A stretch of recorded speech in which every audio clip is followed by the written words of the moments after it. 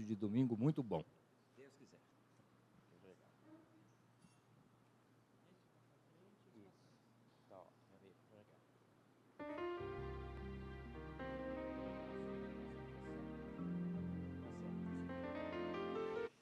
Meus queridos irmãos, queridas irmãs, que Jesus, nosso Mestre amado, nos abençoe nesta manhã, onde nós vamos então aprender um pouco mais à luz dos princípios da doutrina espírita.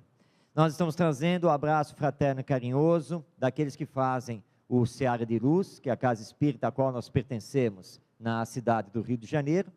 Também o abraço daqueles que fazem a Rádio Rio de Janeiro, a emissora da Fraternidade, uma emissora espírita, 24 horas no ar, funcionando há 45 anos, e que pode ser ouvida também aqui em Rio Preto, através da internet.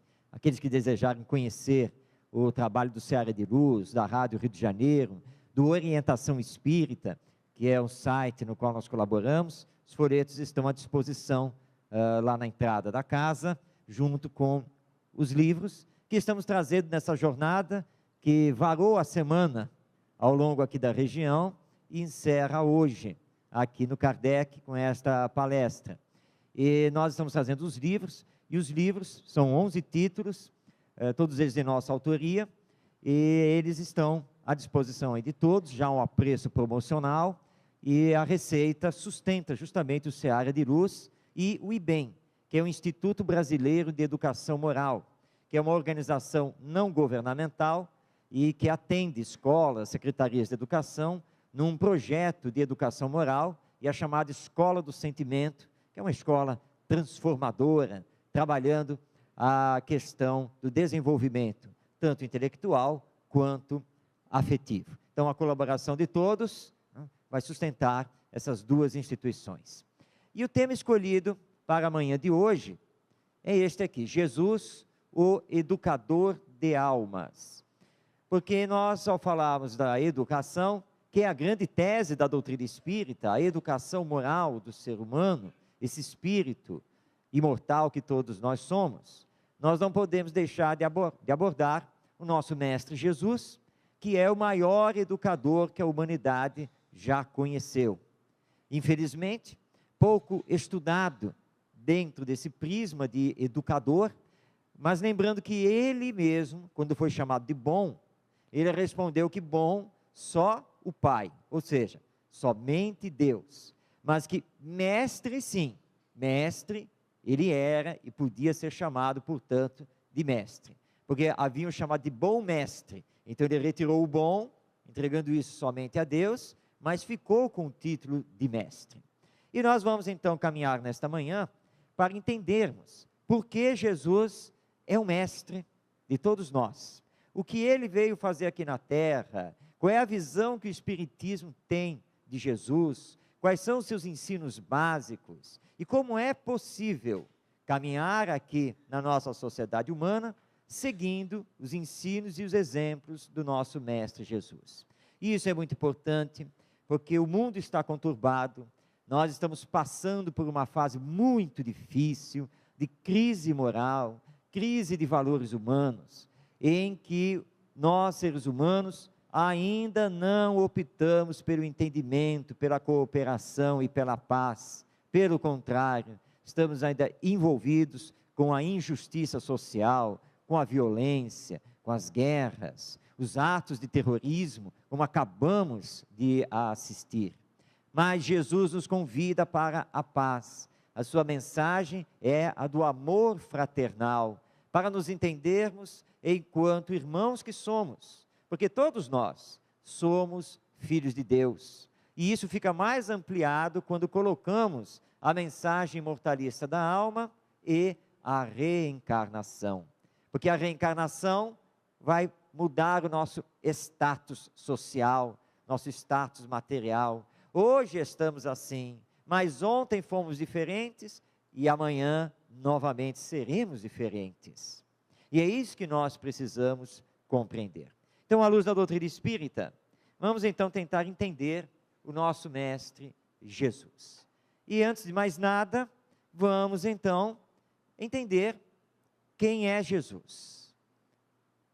Quem é esse homem extraordinário que conseguiu sinalizar duas eras na história da humanidade?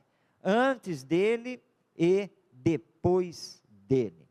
Não pode ser um homem comum, porque nenhum outro personagem da história humana conseguiu marcar a história como ele. Ele que nada escreveu. Ele que viveu numa época em que as mídias de comunicação não existiam. Ele que estava num canto chamado inferior do Império Romano, lá na Palestina. Mas ele mudou o mundo. Foi perseguido, caluniado, desdenhado, mas a sua mensagem ficou. Então, quem é esse ser? De onde ele veio? Qual foi a sua missão? Como o Espiritismo vê Jesus? Então, nós compreendemos, antes de mais nada, que Jesus não é um ser à parte da humanidade. Jesus, como todos nós, também é filho de Deus. Também foi criado como espírito, simples e ignorante, que é a informação que está lá em O Livro dos Espíritos, igualmente como nós, e que fez também a sua escalada evolutiva, o seu caminhar para a perfeição, como nós estamos igualmente fazendo. Porque algumas pessoas consideram que Jesus teria já sido criado por Deus perfeito, mas isso não existe, porque se isso acontecesse, Deus, nosso Pai, seria injusto, e nós teríamos que cobrar dele uma resposta. Senhor, por que o Senhor escolheu o Espírito Jesus para já ser perfeito e não me escolheu? Que eu gostaria de ser perfeito desde a criação divina. E aí nós percebemos que realmente isso não pode ser possível, porque aí Deus teria preferência para alguns de seus filhos, mas Deus nos ama igualmente. Então Jesus também foi criado como espírito, simples e ignorante, com todo o potencial a desenvolver, e desenvolveu, e chegou à perfeição. E nós também poderemos chegar. Também vamos entender que Jesus não é Deus, que é uma confusão religiosa, teológica que existe. Algumas doutrinas cristãs consideram Jesus igual a Deus. O Espiritismo não. Deus é único, todo-poderoso, todo bondade, misericórdia, justo, soberanamente bom e justo.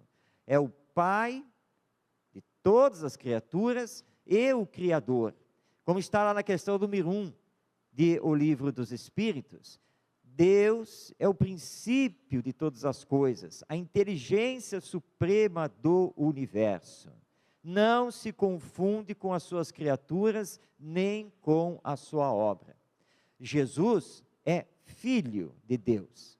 E o próprio Mestre deixou isso muito claro em diversas passagens, fazendo a distinção entre ele e o Pai. Aliás, nessa passagem em que ele pede para não ser chamado de bom, ele já esclarece isso. Bom só o Pai que está nos céus. Mestre, sim, posso assim ser chamado. Então ele já fez a distinção. Eu, Jesus, Espírito perfeito, sou um mestre diante de vocês. Mas bondade, ser chamado de bom, só Deus, que é o Pai. Portanto, Deus é outro ser. Eles não se confundem. Mas alguém vai lembrar, mas há uma outra passagem que ele diz que eu e o Pai somos um. Sim, é verdade. No sentimento, nos ideais, nas vibrações, porque ele está plenamente identificado com Deus, o Pai. E isso nós podemos entender quando vemos Paulo de Tarso, esse grande pregador do Evangelho, quando ele fala que já não é mais ele, mas é o Cristo que vive nele. Mas não há confusão entre as individualidades. Paulo continua Paulo, e Jesus continua Jesus. Mas só que Paulo sentia tanto o Evangelho, se identificava tanto com o Cristo, que ele pôde afirmar que já não era mais ele, porque ele estava totalmente transformado, e que as palavras dele, as ações dele, já refletiam a boa nova, já refletiam os ensinos de Jesus. Mas as individualidades são distintas. Então, para nós, no Espiritismo, Deus é o Pai Criador, e Jesus é um dos seus filhos. Também temos a informação que ele é um Espírito perfeito. Na questão 625 de O Livro dos Espíritos, Allan Kardec pergunta se Deus entregou para nós, aqui na humanidade, algum guia e modelo, para que possamos seguir. E a informação, a resposta dada pelos benfeitores espirituais da humanidade é a mais curta de todo o livro: Jesus. É o nosso guia e modelo. Por quê? Porque é o Espírito mais perfeito que conhecemos. É um Espírito puro. Ele já fez a sua caminhada evolutiva, já se encontrou consigo mesmo e com Deus. E, portanto, é o nosso guia e é o nosso modelo a ser seguido. Nós não precisamos de outros modelos. Basta ter Jesus. É a nossa meta. Sermos iguais ao Mestre. É possível? Mas é claro que é. Todos somos destinados à perfeição. Se ele chegou, nós também haveremos de chegar, porque o potencial é o mesmo. E ele nos informou isso, quando disse: vós sois deuses, vós sois a luz do mundo, vós sois o sal da terra. Se tiverdes a fé do tamanho de um grão de mostarda, que é minúsculo, direis aquela montanha para sair dali, ela vai sair. Obviamente que Jesus não estava se referindo à montanha física, mas à montanha dos nossos defeitos, das nossas imperfeições, dos nossos vícios, que podemos perfeitamente combater e transformar. Então, se o guia e modelo disse que nós temos todo esse potencial, o que está nos faltando para sairmos da situação em que nos encontramos? Está faltando a força de vontade, o querer. Leon Denis, esse grande escritor, pensador e filósofo do Espiritismo, no livro O Problema do Ser e do Destino, ele nos informa que nós temos 3 coisas básicas que precisamos acionar. A primeira é o querer. Eu tenho que querer melhorar. Eu tenho que querer me transformar. Eu tenho que querer progredir. Eu tenho que querer combater os vícios e desenvolver as virtudes. Então, querer é a grande alavanca, essa força de vontade. Junto ao querer, tem o poder, ou seja, de perceber o potencial divino que está em nós. Mas não basta, ele diz, ter o querer e o poder. É preciso amar. Acionar também o sentimento. E aí, então, nós nos alavancamos rumo à perfeição. Então, querer, poder e amar. E também aprendemos com a doutrina espírita que Jesus é o governador espiritual do nosso planeta. É um co-criador do planeta. Porque quando este planeta Terra surgiu, segundo a nossa ciência, há 4 bilhões e meio de anos atrás, Jesus foi o coordenador da formação do planeta. Portanto, há 4 bilhões e meio de anos, Jesus já era perfeito, trabalhando diretamente com Deus. E é o governador do planeta até os dias atuais. E não nos abandona, está firme no leme, como se diz, porque é o Espírito que nos ama, que acredita em nós e que vai nos aguardar chegarmos à perfeição. Ele sempre está conosco. Então, Jesus é o governador espiritual do nosso planeta. Essas são as informações básicas que o Espiritismo nos traz em relação a quem é Jesus.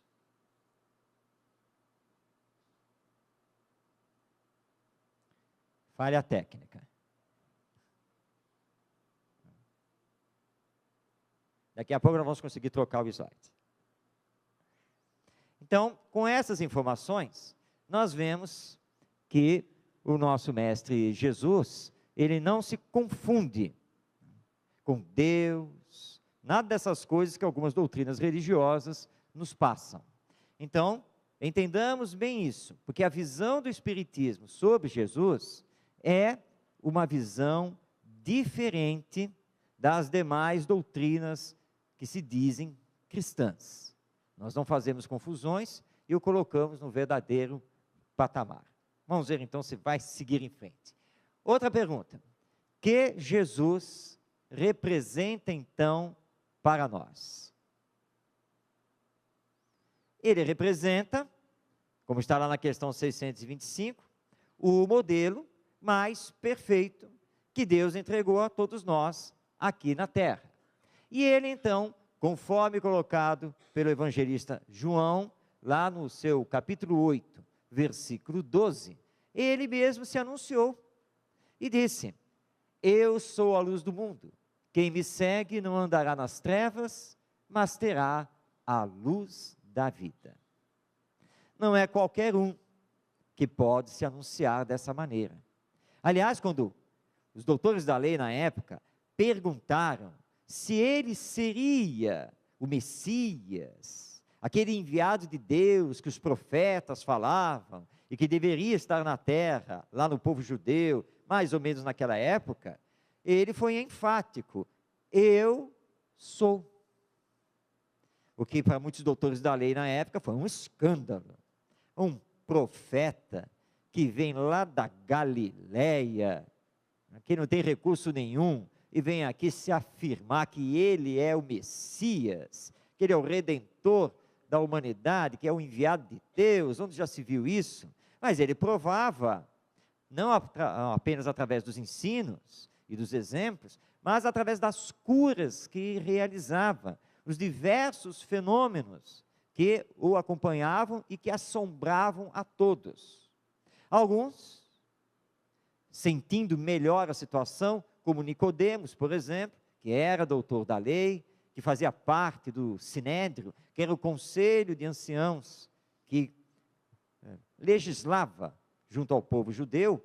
Nicodemos vai procurar Jesus e começa o diálogo: mestre, porque sabemos que só aquele que faz o que o Senhor faz pode ser o Messias enviado. Ele começa assim o diálogo, já reconhecendo que estava diante do enviado. Daí porque Jesus faz essa colocação: eu sou a luz do mundo, eu vim trazer o amor, a boa nova, dizer a vocês da necessidade de entendimento, de fraternidade. E quem me seguir, ou seja, quem seguir os meus ensinos e os meus exemplos, nunca terá treva na sua vida, ou seja, nunca terá dúvidas daquilo que tem que fazer aqui no planeta, nunca vai entrar em depressão, jamais, bem pelo contrário, basta seguir o que eu estou ensinando. Mas como é difícil porque nós, passados mais de 2000 anos da sua mensagem, ainda trazemos ranços do passado egoísta, orgulhoso, materialista, como aconteceu na época. Os judeus não podiam admitir a mensagem do amai-vos uns aos outros, porque isso significava ter que amar os gentios, ou seja, os outros, as outras gentes, os outros povos, que não idolatravam o Deus único. Significaria ter que amar o romano, aquele dominador que cobrava os impostos e que havia submetido toda a nação judaica.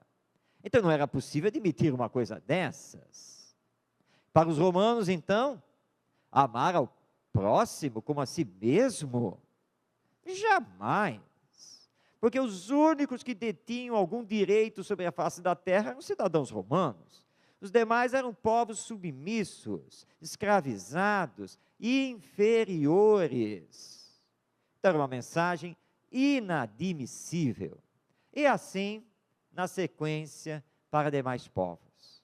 Mas houveram aqueles que ouviram a mensagem e deixaram que a mensagem tocasse seus corações, e entendendo que, como filhos de Deus, independente da nacionalidade, da raça, da cor da pele, da religião, etc., todos somos irmãos, porque o Pai é único. Mas era uma mensagem difícil de ser entendida e praticada. Mas ainda hoje nós temos essa dificuldade. Nós nos dizemos religiosos, cristãos, muçulmanos, budistas, judeus e assim por diante, mas continuamos a nos separar, continuamos a nos odiar, continuamos a nos matar. E por incrível que pareça, nós tivemos as guerras santas, como as cruzadas na Idade Média, e outras tantas, que foram feitas em nome de Jesus. O homem da mansidão, da bondade, da paz, do amor, e nós guerreamos em nome dele, e matamos em nome dele. O que é uma incongruência. É porque nós ainda estamos vinculados ao egoísmo, ao orgulho. Nós ainda não conseguimos exercer o perdão das ofensas. Ou quando perdoamos, dizendo assim, perdoar eu perdoo, mas não quero mais ver pela minha frente. Então não houve o perdão. Mas Jesus disse que nós precisamos amar inclusive os inimigos. Então segui-lo para individualmente e na sequência coletivamente fazermos a opção pela paz, pelo entendimento, pela não violência, que essa é a mensagem do Evangelho. Evangelho, que é um termo grego, ele tenta traduzir o termo boa nova, que era utilizada pelos judeus, ou seja, a nova mensagem, porque até aquela época, nós simplesmente nos matávamos. A lei mosaica era a lei do olho por olho, dente por dente. O episódio da mulher adúltera está muito ligado a isso. Ela foi pega em adultério. Lá nos 10 mandamentos, um deles diz lá, não cometerás adultério. Então a lei civil, que era a lei mosaica, deu origem a uma pena a quem fosse pego em adultério. Ou seja, apedrejamento em praça pública até a morte. Mas eles só condenavam a mulher. O homem não era condenado. Como Jesus estava na praça com os seus discípulos, pegaram a mulher adúltera e levaram-na até ele. E falaram, Senhor, esta mulher foi pega em adultério. A lei, ou seja, a lei mosaica, a nossa lei civil, diz que ela tem que ser apedrejada até a morte. Mas o Senhor, que se diz mestre aqui em Israel, o Senhor diz o quê? Eles, os doutores da lei, estavam tentando pegar alguma contradição em Jesus. Se ele ferisse a lei mosaica, ele poderia também ser condenado. Jesus olha para todos já estão com as pedras nas mãos, e diz simplesmente, aquele que estiver sem pecado, atire a primeira pedra. Ou seja, vocês podem cumprir sim, perfeitamente a lei mosaica, que manda apedrejar a mulher adúltera. Mas ela foi pega em erro, em pecado, ela infringiu um dos 10 mandamentos. Só pode julgá-la, condená-la, quem nunca infringiu nenhum dos 10 mandamentos. Quem não tem nenhum pecado aí na sua alma, no seu coração. Então, podem começar o apedrejamento. Os evangelistas narram então o episódio e dizem que a partir dos mais velhos, chegando aos mais moços, todos largaram as pedras e se retiraram da praça. Inclusive, e é bom nós notarmos isso, os doutores da lei, os fariseus, eles também foram embora. Jesus olha para a mulher e pergunta, onde estão aqueles que te condenavam? E ela, sem entender o que tinha acontecido, respondeu, Senhor, foram embora. E ele fala, bom, se eles não te condenaram, nem eu, vai, mas não peques mais.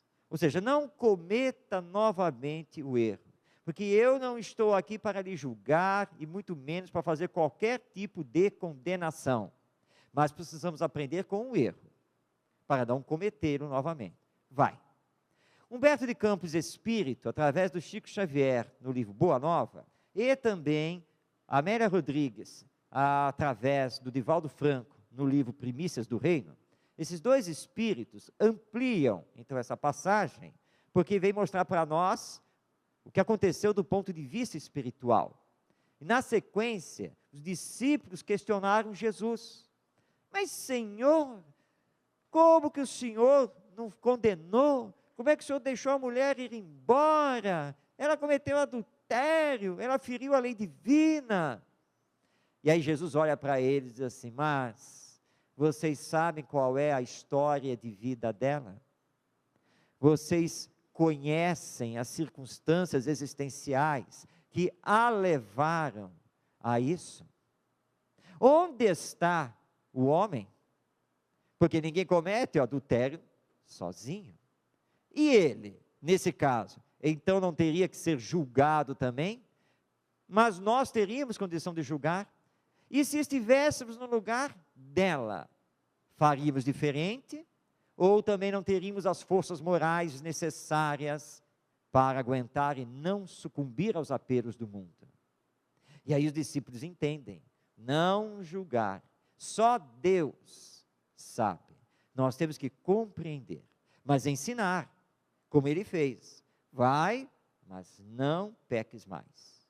E Humberto de Campos e Amélia Rodrigues informam que essa mulher, ao se retirar da praça, ela vai encontrar a mãe, é uma família paupérrima, e ela então, tocada pelo Cristo, acata o convite da mensagem amorosa e vai se transformar, e vai ser uma das mulheres da pregação do Evangelho, em toda aquela luta, para trazer a mensagem até os dias de hoje. Esse é Jesus. É Ele que nós precisamos seguir, é o nosso modelo. Qual é a missão então de Jesus para todos nós? Porque a sua mensagem perdura até os dias de hoje.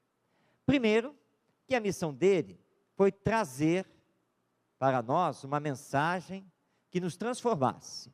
E essa mensagem é de igualdade, ou seja, todos somos iguais perante a lei divina.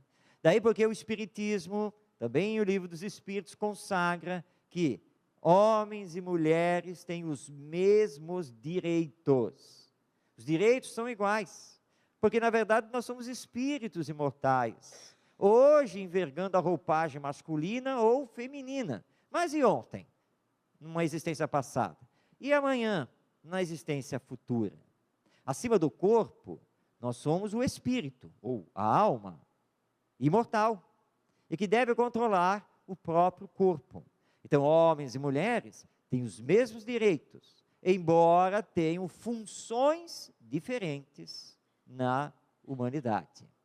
Igualdade, fraternidade, que era uma mensagem revolucionária, transformadora, ser fraterno para com o outro. Então, controlar o tom de voz, parar de brigar, não atropelar mais o seu próximo, respeitar os seus direitos, tudo isso está ligado à fraternidade, que se liga à justiça. Porque nós não podemos ter dois pesos e duas medidas nas situações que nos envolvem. Daí porque Jesus vem nos dizer que seja o seu falar sim, sim e não, não. Você não pode dizer sim agora e depois, para a mesma circunstância, falar não. A não ser que você tenha entendido que realmente precisava mudar a sua atitude, a sua opinião. Aliás, isso aconteceu com Gandhi, o nosso Mahatma, uma grande alma. Certa vez, um jornalista, fazendo uma entrevista com Gandhi, perguntou a ele sobre determinada situação, e ele disse que era contra. Depois, passado um tempo, ele está lá com seus discípulos, todos aqueles que lá recebiam os seus ensinos, veio uma pergunta que era sobre a mesma situação, e ele disse que era a favor. Aqueles mais chegados a Gandhi foram indagar, mas Gandhi, faz aí uns 2 meses que você deu lá a entrevista para o jornalista, e ele perguntou sobre a situação X, e você disse que era contra. Hoje, aqui na nossa conversação, o assunto X voltou à baila, e você disse agora que é a favor. Então você está se contradizendo? E Gandhi, muito calmo, respondeu: não, eu apenas me modifiquei, eu me transformei. Antes eu achava que era não, mas agora eu percebo que é sim. Então esse é o caminho agora. Então essa transformação é salutar. Quando reconhecemos que a nossa posição, que o nosso pensamento precisa de transformação e fazemos essa transformação. E aí vamos ser cada vez mais justos, entrarmos no campo do perdão. E como é bom perdoar, porque perdoar é ficar mais leve, ficar com a consciência tranquila. Ah, mas e se o outro não aceitar o meu pedido de desculpas? É problema do outro, não é problema nosso. Ele, individualmente, vai se resolver consigo mesmo e com a lei divina. Nós temos que fazer a nossa parte, reconhecer o erro, pedir desculpa e seguir em frente. Casimiro Cunha, esse poeta maravilhoso, através do Chico Xavier, ele tem uma poesia em que ele termina todas as estrofes da poesia dizendo o seguinte: auxilia, perdoa e passa. Fraternidade, solidariedade, perdão das ofensas e segue o seu caminho. É isso que nós temos que fazer. E não ficarmos presos aos outros. Se não querem compreender, se não aceitar um pedido de perdão, se continuam a nos atacar, é problema deles. Nós temos que seguir. Até porque o tempo é o nosso maior tesouro. E tudo vai se resolver com o tempo. Mesmo que esse tempo signifique séculos e várias reencarnações. Mas nós vamos nos resolver se tivermos o amor como a nossa medida. Que é justamente o que encerra aqui essa frase. Amor, a grande mensagem do nosso Mestre Jesus. Então ele veio nos ensinar que todos somos irmãos, filhos do mesmo Pai, e todos temos o mesmo destino, a felicidade. Porque quando chegarmos à perfeição, seremos absolutamente felizes. Hoje nós temos a felicidade relativa, de acordo com o nosso grau evolutivo. Como estamos no mundo de expiações e provas, é impossível passar a vida toda na felicidade. Mas Deus é bom, e Ele faz o seguinte: Ele nos deixa ir crescendo, vivendo, nos construindo, e de repente nós passamos aí 30 anos da nossa vida quase sem problemas. Deus faz isso para que possamos nos fortalecer para a prova que vai vir. E aí ela vem, e quando ela vem, o que é que nós fazemos? Ah, Senhor, por que isso está acontecendo na minha vida? O que foi que eu fiz para merecer isso? Eu não estou aguentando mais, me socorre, Senhor. Eu já estou lá do centro espírita, que eu possa receber um passe e passar tudo. E Deus só está olhando para você, mas que filho ingrato, que falta de fé. Eu dei 30 anos para você se preparar para a prova que vinha lá à frente. Deixei você no sossego, na tranquilidade, você pôde crescer, pôde estudar, pôde se formar, pôde constituir família, pôde conhecer a doutrina espírita, pôde tudo. Agora que eu te dou a prova, você reclama de mim? Então nós não temos o que reclamar.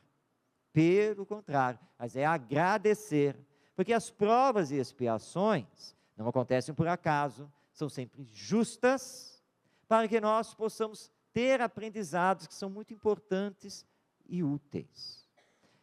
Eu passei, há um certo tempo, da casa dos 25 anos.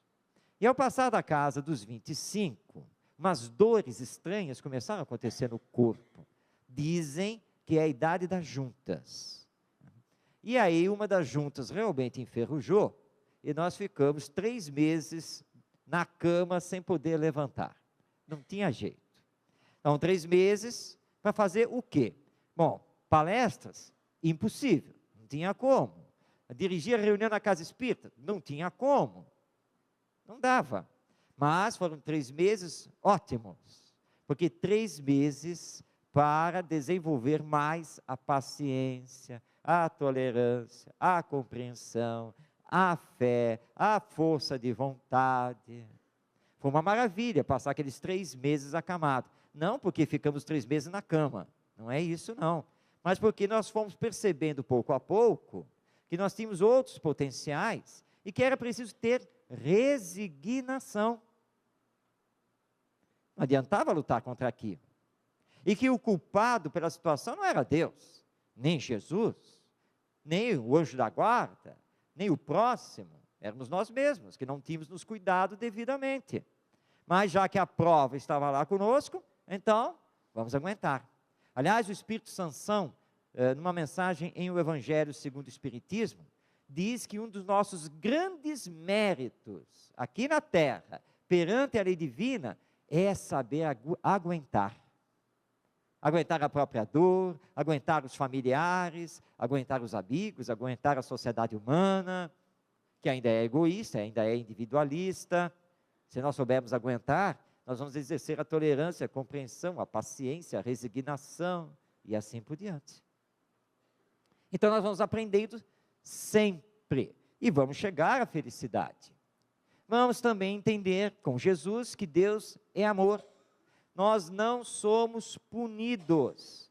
Tudo o que acontece na nossa vida representa um ato pedagógico de Deus para o nosso melhoramento. Então vamos agradecer as bênçãos da alegria e as bênçãos da tristeza. A dor, mas também a felicidade. E lembrando que a dor, ela existe e muitas vezes é inevitável, mas o sofrimento é controlável.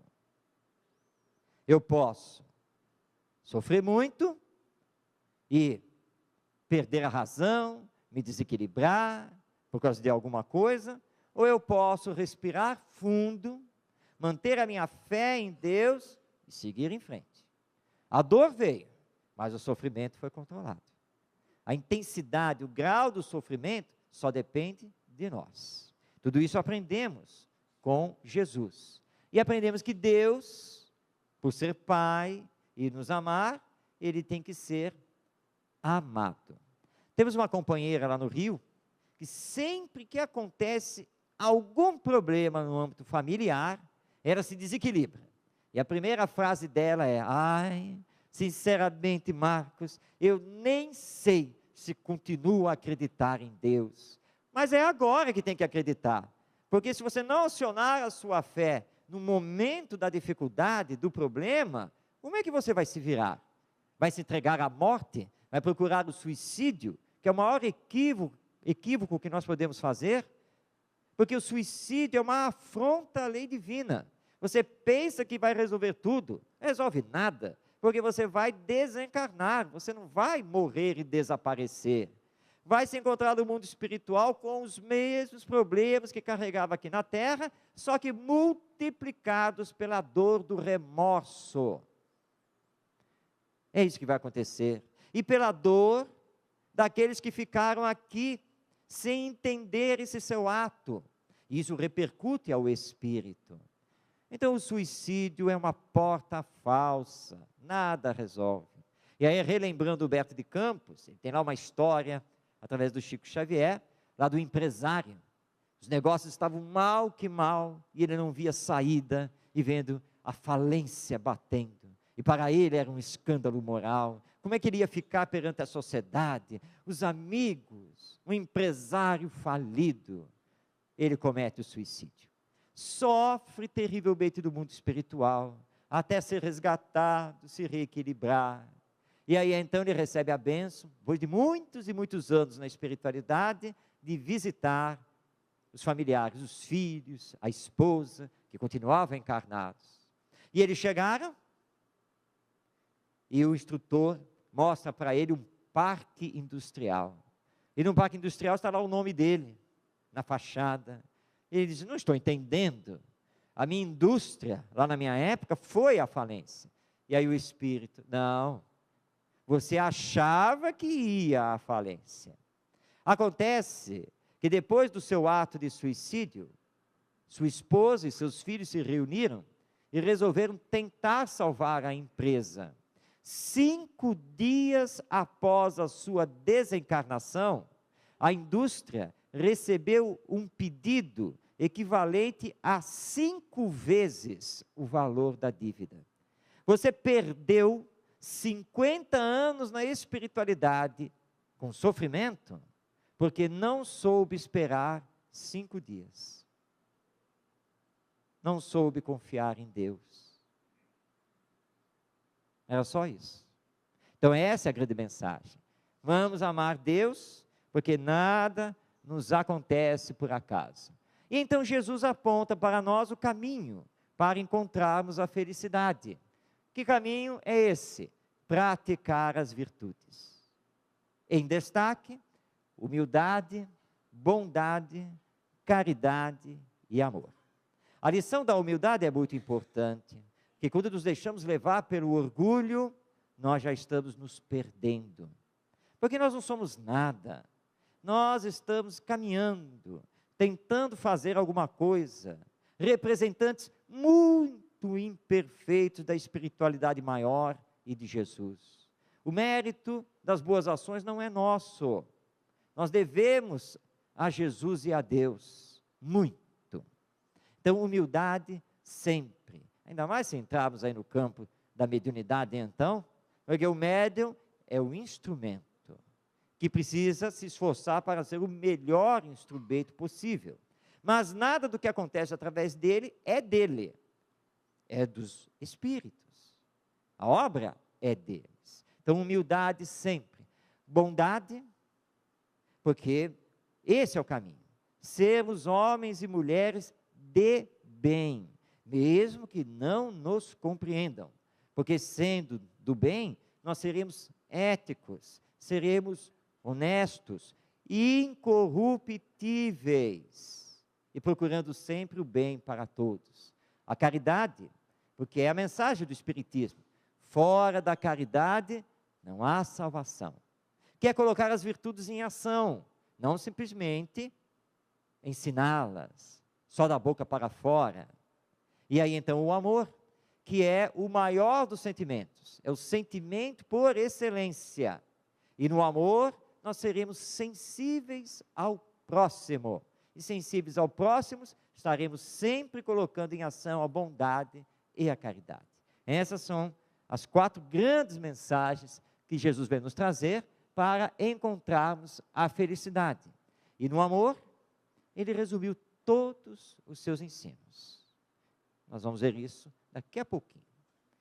Diz então o nosso Mestre Jesus, anotações feitas por Mateus: vinde a mim todos vós que estáis aflitos e sobrecarregados, que eu vos aliviarei. Ajuda-te a ti mesmo, que o céu te ajudará. É o nosso guia e modelo, é a Ele que devemos dirigir os nossos passos, os nossos esforços, porque estando com Ele, Ele estará conosco e vai nos aliviar, porque o jugo dele é leve. O fardo que temos que carregar não é mais pesado do que as nossas forças. Então temos que estar com Ele. Ele está conosco, de todo o sempre, nunca haverá de nos abandonar. Mas será que estamos deixando o Cristo viver em nosso coração? E quando olhamos a sociedade humana, envergando a violência, o egoísmo, o orgulho, a hipocrisia, todos esses males morais, nós percebemos que está faltando Cristo nos corações, que é o amor, o sentimento, a sensibilidade. E nós temos trabalhado muito a esse respeito. Precisamos nos sensibilizar diante tanto da alegria, da felicidade do outro, quanto do sofrimento e da dor do outro. Amarmos-nos porque o amor é o resumo. E aí ele coloca: ajuda-te, que o céu vai te ajudar. Ah, Senhor, e eu tenho passado por tantas dificuldades aqui na minha vida, são tantos problemas, agora mais esse, perdi o emprego, estou sem dinheiro, não posso pagar as contas, o que será da minha família? Ah, Senhor, faz com que o prêmio da loteria chegue até mim. Mas se você não sair do lugar e não for na lotérica e não jogar, como é que Deus vai fazer isso por você? Ah, Senhor, eu estou desesperado, preciso de um emprego. Sim, saia à procura do emprego. Vá fazer alguma coisa.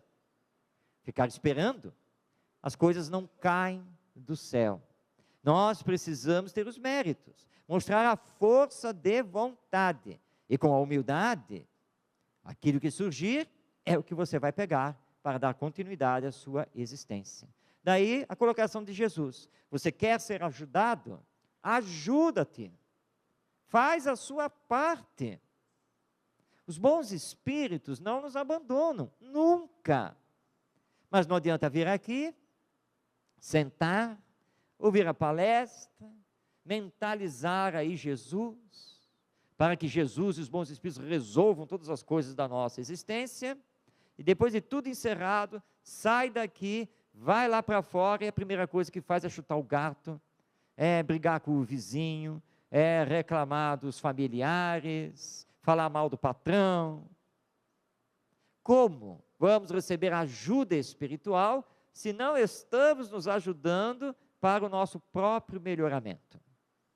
Porque as lições do Evangelho, as lições do Espiritismo, são lições vivas para serem colocadas em prática. Em resumo, Jesus é o nosso grande educador, porque Ele veio nos dizer para amarmos-nos uns aos outros. É o grande ensino do nosso Mestre. Mas nos equivocamos, nos enganamos quanto a esse amor, e então Ele complementou: faça ao outro somente aquilo que você queira que o outro lhe faça. É a regra de ouro da educação. E filósofos, antropólogos, pedagogos, sociólogos norte-americanos, 55 no total, reunidos pela Associação Americana de Administradores Escolares, eles responderam uma bateria de perguntas sobre o que é necessário para a educação das novas gerações no terceiro milênio. Os 55 que foram pesquisados, todos eminências nos Estados Unidos, no campo do pensamento, muitos materialistas, não religiosos, todos eles fecharam questão na regra de ouro da educação. Que as novas gerações precisam aprender é fazer ao outro somente aquilo que se queira que o outro lhe faça. Se essa regra for aplicada na educação, desde o momento do nascimento, vamos transformar a sociedade humana para melhor. E nós espíritas vamos além, não espera nascer, é bem antes. Porque planejamento reencarnatório significa vinculação do espírito que vai ser nosso filho bem antes do ato de gravidez. Então é preciso já vibrar por ele, conversar com ele, dialogar com ele via pensamento, até que vem o ato da concepção, quando o espírito se liga àquele corpo em formação, e aí nós passamos a conversar com ele já ligado ao corpo, para dizer que nós o amamos, que nós estamos aqui para bem recebê-lo, que vamos fazer todos os esforços para bem orientá-lo, que possamos nos unir verdadeiramente no lar abençoado pelo Evangelho, e assim que ele estiver conosco, começando a dominar esse corpo ainda frágil, começarmos a dar bons exemplos, a orientação no campo moral, e ligar esse espírito a Jesus, ao Evangelho, porque aquele que se liga a Jesus, esse não se perde. e vai colocar em prática o amar-vos uns aos outros e o fazer ao próximo somente aquilo que queiramos que o próximo nos faça. Esse ensino, ou esses ensinos, resumem toda a lei divina, porque tudo está mergulhado no amor. E é isso que nós precisamos fazer. Mas dá certo? Será que funciona mesmo? E será que a nossa vida melhora? Tenhamos certeza que sim. Nós, em jornada de palestras, pelo interior do estado do Rio de Janeiro, certa vez, estávamos no hotel, jornada encerrada, e nos preparando para no dia seguinte, logo pela manhã, irmos para a rodoviária e voltar para casa. E quando amanheceu, nós estávamos passando mal, mas muito mal. Uma sensação horrorosa, de um mal-estar terrível. Bom, ligamos logo a alguma coisa da alimentação.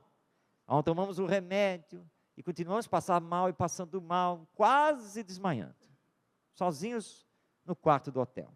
Então vimos a garrafa com água, pegamos a garrafa, sentados na cama e rogamos: Senhor Jesus, o Senhor sabe, não sou de lhe pedir, mas eu estou numa situação muito ruim aqui.